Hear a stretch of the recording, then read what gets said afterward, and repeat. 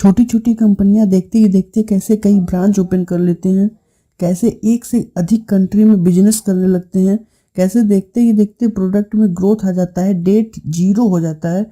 आखिरकार कहाँ से आता है ये पैसा? क्या ये पैसा बैंक से आता है?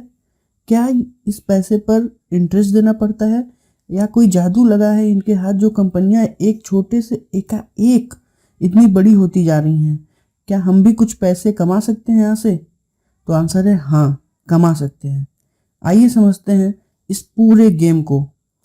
जब भी कोई कंपनी ग्रो करना चाहती है, अपना डेट कम करना चाहती है, वह एक से अधिक शॉप ओपन करना चाहती है, वह एक ही जगह पर नहीं बल्कि पूरे स्टेट में, पूरे कंट्री में, देशों विदेश अपना व्यापार बिजनेस फैलाना चाहती है, तो सबसे बड़ा सवाल यह आता है कि वह पैसे कहाँ से लाएगी? कहाँ से लाएगी बिजनेस ग्रो करने के लिए इतने सारे पैसे? तो कंपनी के पास एक बहुत अच्छा ऑप्शन है, IPO। जी हाँ दोस्तों, IPO, इनिशियल पब्लिक ऑफरिंग, जिसके थ्रू कंपनी पब्लिक से पैसे रेज कर सकती है और पब्लिक उस कंपनी में उसके बदले शेयर ले सकती है। IPO से पब्लिक को भी एक अपॉर्चुनिटी मिलती है कि वह उस कंपनी का शेयर ले सकती है जो कंपनी अभी शेयर मार्केट में लिस्ट भी नहीं है। कंपनी IPO लाने से पहले BSE NSE से कंसल्ट करता है और कंपनी का कोई एक वैल्यूएशन निकल कर आता है, जिसके बेसिस पर कंपनी का शेयर प्राइस डिसाइड किया जाता है। कंपनी के एक दो शेयर नहीं बल्कि लॉट में शेयर मिलते हैं और जनरली एक लॉट 15,000 रुपये का होता है। अब आप कैसे IPO अप्लाई कर सकते हैं इसको समझते हैं। सबसे पहले आपके पास एक डीमेट अकाउंट होना चाहिए, क्योंकि जब यह शेयर मिलेगा तो आपके डीमेट अकाउंट में ही आएगा। जनरली IPO 3 दिनों के लिए ओपन होता है, जिसके बीच आप अप्लाई कर सकते हैं। IPO में कुछ पोर्शन रिजर्व रखा जाता है QIB, NII और RII के लिए। अब आइए समझते हैं कि QIB, NII और RII होता क्या है।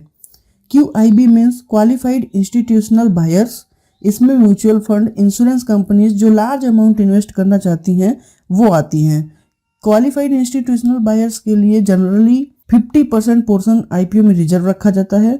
सेकंड है NII means non institutional investor, या इसको HNI, high net worth individual investor भी कहा जाता है। इसमें वो इन्वेस्टर आते हैं जो 2 लाख रुपए से अधिक इन्वेस्ट करना चाहते हैं। जनरली इनके लिए 15% पोर्शन IPO में रिजर्व रखा जाता है। और थर्ड नंबर है RII means retail individual investor. इसमें हम लोग आते हैं जो 2 लाख रुपए से कम इन्वेस्ट करना चाहते हैं। इनके लिए 35% पोर्शन रिजर्व रखा जाता है। IPO का प्राइस बैंड डिसाइड होता है, जैसे एग्जाम्पल के लिए 820 रुपये से 840 रुपये। तो कम वाला जो 820 रुपये है इसको फ्लोर प्राइस, और अधिक वाला जो 840 रुपये है इसको कैप प्राइस कहते हैं।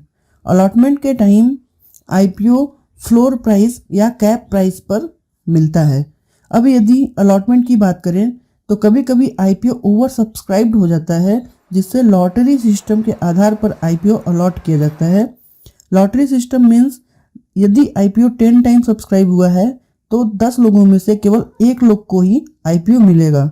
फिर लिस्टिंग डेट वाले दिन IPO स्टॉक एक्सचेंज यानी शेयर मार्केट में लिस्ट हो जाती है और कंपनी का शेयर ओपन मार्केट में ट्रेड करने लगता है। फिर कोई भी जिनके पास डीमेट अकाउंट है वो कंपनी का शेयर बाई या सेल कर सकते हैं। IPO यदि ओवर सब्सक्राइब हुआ है, जैसे 10 टाइम्स, 20 टाइम्स, 50 टाइम्स, तो यह एक अच्छा सिंबल है। हो सकता है कि लिस्टिंग डेट वाले दिन IPO अपने इशू प्राइस से ऊपर ओपन हो और अच्छा खासा रिटर्न गेन मिले, क्योंकि मार्केट डिमांड एंड सप्लाई पर वर्क करता है।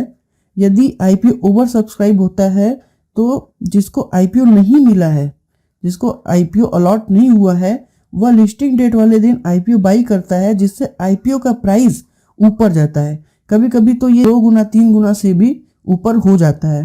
पिछले वर्ष की बात करें यदि, तो पिछले वर्ष कुछ IPO ऐसे थे जो लिस्टिंग डे के दिन अच्छा खासा रिटर्न दिए थे, जैसे नजारा टेक, एमटार टेक एक्सेट्रा। और कुछ IPO ऐसे थे जो लिस्टिंग डेट वाले ही दिन डबल या डबल से अधिक हो गए थे, जैसे पारस डिफेंस, सिगाची इंडस्ट्रीज, तत्व चिंतन एक्सेट्रा।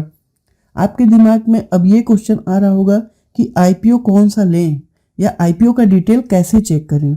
तो आपके जानकारी के लिए हम बता दें, आईपीओ जब भी कोई कंपनी आईपीओ लाती है, बीएसई एनएसई के पास डीआरएचपी और RHP draft red herring prospectus और रेड हेरिंग प्रोस्पेक्टस सबमिट करती है, जो कि 300 पेज से 500 पेज के बीच या इससे ऊपर के पेज होते हैं। इसमें आप इसको पढ़ सकते हैं, या फिर आईपीओ की कंप्लीट डिटेल्स एनालिसिस के लिए आप हमारे चैनल को सब्सक्राइब और फॉलो कर सकते हैं।